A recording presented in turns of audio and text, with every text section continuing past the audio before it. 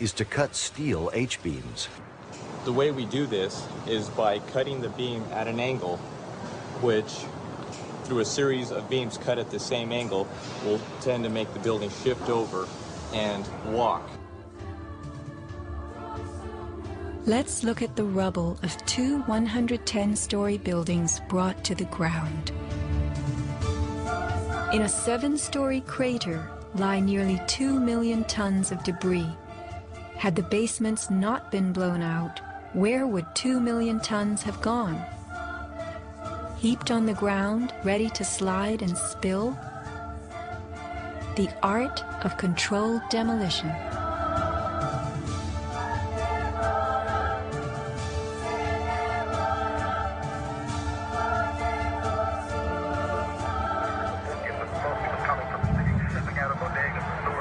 Remember the pre-collapse and mid-collapse explosions caught by Richard Siegel's camera on the Jersey Shore? Were these the blasts that took out the core and upper basements just before the final crumble, a mind-boggling sequence of computer-controlled delays that blew the exoskeleton, pulverized the concrete, to bring the whole structure rolling to the ground?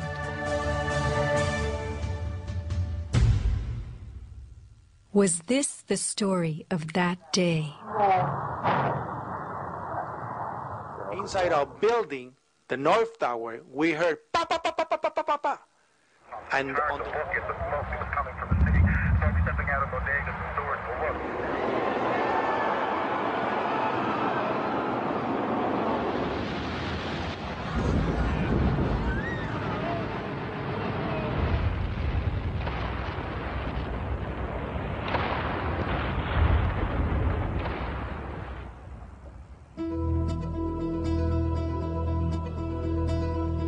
Some people appear to have known the imminent future on that fateful day.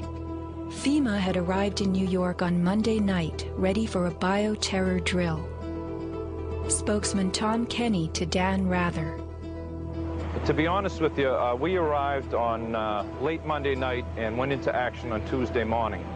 And not until today did we get a full opportunity to work the entire site other than the spot at Church and Day to which we were deployed. And Rudy Giuliani, mayor of New York, tells ABC's Peter Jennings that he was aware the towers would be coming down. What is going on now is a massive rescue effort. And do you believe it's hundreds or thousands? I really don't want to say right now, Peter. I think it's going to be a horrible number. I saw people jumping out of the World Trade Center. I saw some of the firefighters who I know going into the building. And we were in a building in which we were trapped for about 10, 15 minutes. And we set up headquarters at 75 Barclay Street, which was right there with the police commissioner, the fire commissioner, the head of emergency management. And we were operating out of there when we were told that the World Trade Center was going to collapse. The World Trade Center was going to collapse. It was going to collapse. It was going to collapse. Similarly, Larry Silverstein, new leaseholder of the World Trade Center, regretfully declared that a decision was made to pull Building 7 by the end of the day, the last structure added to the World Trade Center complex.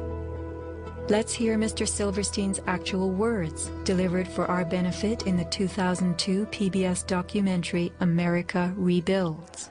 I remember getting a call from the fire department commander telling me that they were not sure they were going to be able to contain the fire. And I said, you know, we've had such terrible loss of life. Maybe the smartest thing to do is pull it. And they made that decision to pull, and then we watched the building collapse.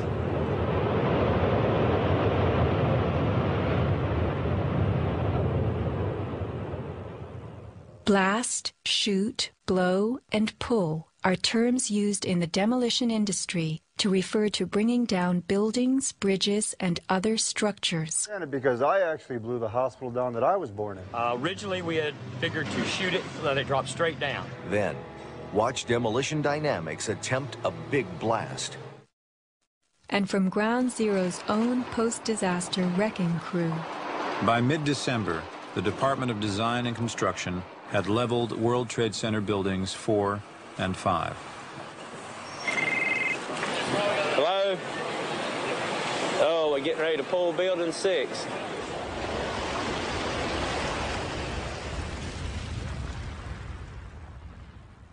Silverstein, a commercial real estate tycoon with international political connections, acquired a 99-year lease on the World Trade Center complex in the spring of 2001. Throughout the summer, he reworked the insurance policies on his new property, making sure that it was covered for acts of terrorism.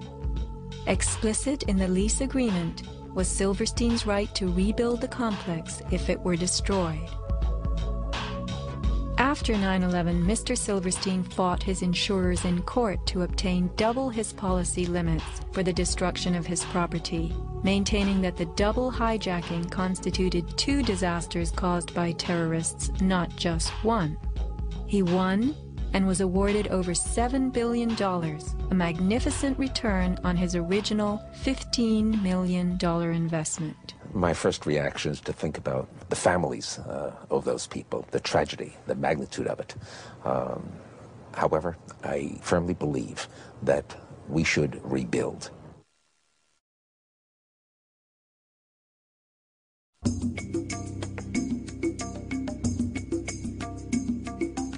Just in the last few seconds, another building, building number 7, one of the buildings in support of the World Trade Center towers, has collapsed.